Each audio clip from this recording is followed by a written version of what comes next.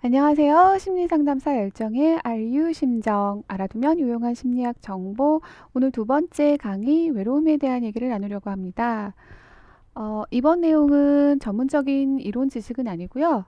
최근에 읽었던 사이코로지 투데이에서 나온 저널에 대한 내용을 나누려고 합니다. 그러면 시작해 볼까요? 네, 가윈치라는 작가가 그 블로그에서 쓴 글을 인용한 거고요. 윈치가 얘기하는 외로움에 대한 내용을 오늘 좀 얘기를 나누려고 합니다. 이분이 언급하신 게, 이 외로움이라는 게 보통 이제 얼마나 오래 지속될 것이냐라는 내용이 있었습니다. 외로움은 이제 대부분 일시적인 정서 상태로 발현됐다가 새로운 관계에 적응을 하게 되면 이 감정들은 서서히 누그러진다가 보통의 이제 적용할 수 있는 상황인데, 많은 사람들이 새로운 곳으로 이사를 가거나 전학을 가거나 또는 결혼에 불가피하게 이제 이혼을 하시게 되거나 사별을 하거나 또 등등의 어떤 인생의 전환기를 겪은 후에 가족 또는 친구, 그다음에 주변 사람들과 단절된 것 같은 이제 고통을 경험하게 됩니다. 그럴 경우에 이제 굉장히 심한 외로움이 느껴지게 되고 그런 감정들로 인해서 슬퍼하게 되고 어려움을 겪지만 다시 새로운 사람들과 새로운 관계를 맺고 거기에 적응을 하게 되면 이런 고통스러운 감정들은 점점 누그러진다고 얘기를 하는 거죠. 그렇다면 이 외로움이란 감정이 언제 이제 이슈가 되느냐? 이제 만성화될 경우에가 문제가 된다라는 방식으로 언급을 하고 있습니다.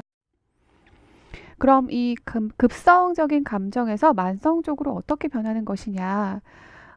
일정 기간 이런 외로움을 계속 지속적으로 경험한 사람들 중에는 자신이 이러한 정서 상태에서 벗어날 수 없을 거라고 생각하는 사람들도 많습니다. 그래서 이 윈치라는 사람이 쓴 정서 응급처치라는 책에서 보면 새로 경험을 하게 되는 관계에서 애착을 형성하는 데 실패하게 되면 점점 고립이 심화되는 패턴이 발달한다고 합니다. 그러니까 새로운 관계를 적응을 하려고 하는데 그 관계가 제대로 잘 되지 않았다라고 했을 때 스스로가 이제 자기를 고립시키면서 숨는 거죠. 여기서 말한 그 자기 고립이란 셀프 아이솔레이션이 스스로가 이제 다른 사람들과의 벽을 쌓고 혼자가 되려고 하는 거죠. 이런 고립감이 심해지면 악순환이 계속되고 외로움을 가중시킨다는 얘기죠. 네, 그래서 점점점 사람들 사이에서 이제 관계를 차단하고 숨어버리게 되면 이 외로운 사람들의 관계 빈곤이 이제 압도적인 비율로 늘어날 수밖에 없는 거죠. 본인이 원치 않아서 이렇게 관계에 벽을 쌓고 그는 경우에도 이제 이 외로움의 비율이 늘어갈 수도 있지만 원치 않던 관계 있죠. 뭐 은퇴를 한다거나 원래 그 자기가 지냈던 뭐 커뮤니티에서 뭐 탈퇴를 한다거나 등등의 방법으로 이제 사람들과의 어떤 관계를 맺는 그 단체로부터 멀어졌을 경우에도 관계 빈곤이 이제 갑자기 증가할 수도 있는 거죠. 하지만 이런 이 외로움에 계속해서 이제 사람들하고 이제 관계를 새로 맺고 또 새로운 관계를 만들어야 되는데 그런 부분에 대한 이제 벽을 쌓게 된다면 이 외로움이 점점 끊임없이 깊어지고 결국은 이제 치유불능 상태에 이르게 돼서 굉장히 어떤 고통스러운 우울감과 무력감에 이르는 사람들도 생기게 됩니다. 그렇게 될 경우에는 결국 다른 사람이 그 사람에게 손을 내미는 그 호의마저도 받아들일 수 없는 상태가 되기 때문에 굉장히 심각하게 되는 거죠. 네, 그래서 외로움과 자기 고립이 이 악순환을 계속 되풀이하게 되면 관계 맺는 것에 오히려 무관심한 사람처럼 비춰질 수 있다라는 거죠. 실제 제가 상담하신 분 중에 자기는 굉장히 사람들에게 무관심한 것처럼 행동을 하는데 실제로 이 사람이 원하는 건 관계를 잘 맺고 싶다였거든요. 근데 사람들의 변화도 잘 모르고 뭐가 바뀐 것도 잘 모른다. 사람들한테 자기는 별로 관심이 없다. 그리고 사람들과 관계를 맺어야 되는 필요성을 잘 못 느끼겠다. 이렇게 언급을 하셨어요. 그게 이제 아까 말씀하시는 것처럼 외로움과 자기 고립이 계속 되풀이게 되면서 점점 사람들한테 이제 자기가 어떤 모습으로 비춰질지에 대한 자신감이 점점 하락을 하게 되는 거죠. 실제 자기는 사람들과 가까워지지만 사람들 사이에서 자기가 과연 받아들여질 것이냐, 사람들 앞에서 자기가 과연 이제 좋은 인상으로, 좋은 사람으로 비춰질 것이냐라는 거에 대한 자신감도 굉장히 많이 하락을 하게 돼서 이렇게 되면은 이제 사람들과의 관계 회복이 점점 더 어려워지게 될 수도 있을 것 같습니다. 이 윈치란 사람이 그럼 언급한 해결 방법은 무엇이 있느냐? 행동이나 사고방식을 아주 조금만 바꿔도 이 악순환의 고리를 끊고 전세를 역전시킬 수 있다고 언급을 하고 있는데요. 그 방법은 여기 나와 있는 것처럼 그 사람들이 활동하고 있는 삶의 영역 중에서 다른 사람하고 마주칠 수 있는 가능성이 있는 그 영역을 좀 따져보라고 제안을 하고 있습니다. 그 영역에서 점진적으로 늘려가기 위한 아주 작은 행동들을 알아내서 실천을 하는 거죠. 제가 실제 상담했던 분들 중에서 그 직장 내 대인 관계가 어려우셨던 분이 있으셨는데 아주 사소한 작은 것부터 시작을 했어요. 직장에 있는 동료들이 뭐 달라진 부분이 있다면 그 부분을 좀 알아차려서 뭐 칭찬해 준다든가, 이게 간단하게 인사를 한다든가, 누드 인사를 한다든가, 뭐 안녕하세요 인사를 한다든지 아주 다 사소한 방법부터 시작을 했습니다. 그랬더니 이분이 그런 얘기를 하시더라고요. 자기는 사람들이 뭐가 바뀌었는지 눈치를 못 챈대요. 근데 이거는 이제 관심에 관련된 부분일 것 같습니다. 아까 말씀드린 대로 내가 사람들하고 점점 거리를 먹고 담을 쌓다 보니까 내가 사람들한테 관심이 있었나? 관심을 둘 필요가 있나? 라는 것까지 이르게 되는 거죠. 근데 실제 그 사람들은 되게 외로움이라는 감정을 느꼈거든요. 외로움이라는 감정을 느꼈음에도 불구하고 누군가한테 다가가기가 이제 싫은 거죠.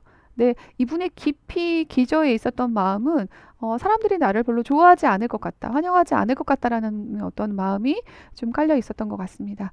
그래서 아주 작은 인사부터 이제 좀 조금 더 가까운 사람과 인사하는 것부터 시작했었습니다. 여기 나와 있는 예처럼 어떤 외로운 노인의 일화가 있죠. 이분이 이제 일주일에 한 번씩 체스를 두기 위해서 가는데 새로운 게임 상대가 바뀔 때마다 좋은 말 한두 마디씩 건네기 시작하면서 점점점 더 사람들과 서서히 친구가 되었다고 합니다. 그럼에도 불구하고 타인과의 교류에서 더 나가기가 겁이 나고 두렵다라고 한다면 이 윈치가 언급한 것처럼 인생 초기의 사건들을 탐색하라고 하죠. 대부분은 이제 원하지 않았지만 왕따나 또 은따 또 괴롭힘과 같은 비웃음, 본인이 좀 겪기에 굉장히 생각하기에 괴로웠던 불쾌한 경험에 대한 어떤 사람들과 관련된 기억 때문에 다른 사람들과 접촉을 회피하는 패턴으로 이분이 그 불쾌한 경험을 피하셨던 거죠. 이런 회피하는 패턴을 계속 반복하게 될 경우에 불쾌한 경험을 하지는 않겠지만 새로운 좋은 사람들을 만날 수 있는 기회조차도 박탈이 될 수가 있는 거죠.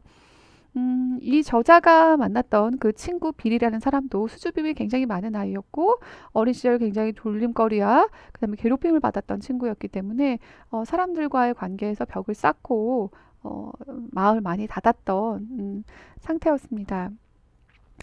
우리가 이제 그 트라우마라는 것들을 이제 그 경험을 하게 되면 우리가 뭐 자라보고 놀란 가슴 소뚜껑 보고 놀란다고 아주 사소한 어떤 사물을 보고 놀라거나 또 충격적인 장면을 봤다거나 한 부분들에 대해서는 트라우마 치료가 가급적이면 또 빨리 될 수는 있지만 대인관계에 관련된 트라우마 같은 경우 굉장히 복합적인 어떤 여러 가지 그 복잡한 요인들이 상황들이 이제 접촉이 되기 때문에 대인관계 관련된 트라우마는 굉장히 고치기가 어려워요. 치유하기도 어렵고 다만 이제 이 조금 그 방송을 들으신 분들은 과거에 내가 그런 일이 있다 할지라도 그 과거에 그 국한된 그 사람들과의 관계에서 벌어진 일이라고 생각을 해주셨으면 좋겠어요. 지금 현재 내가 만나는 사람들은 새로운 사람들이거든요. 근데 과거에 있는 사람들을 여전히 내가 현재 만나는 사람한테까지 투영이 된다면 여전히 과거에 있는 사람들과 똑같은 패턴으로 내가 관계를 맺게 돼 있어요. 그렇기 때문에 과거인 사람들은 과거인 사람으로 흘려보내주고 새로운 사람을 맞는 마음으로 새로운 사람과 새로운 관계를 접촉을 하셔야 될 것 같습니다. 만약에 이 부분들이 좀 어렵다면 반드시 트라우마 관련된 심리상담사에게 도움을 좀 받으셔야 될 것 같습니다. 네, 오늘도 짧은 강의 함께 해주셔서 감사드리고요. 제 심리상담사 열정 블로그 블로그.naver.com first소연입니다. 오셔서 글도 읽어주시고요. 다음에 또 다른 좋은 얘기들로 만나겠습니다. 여러분 행복하세요.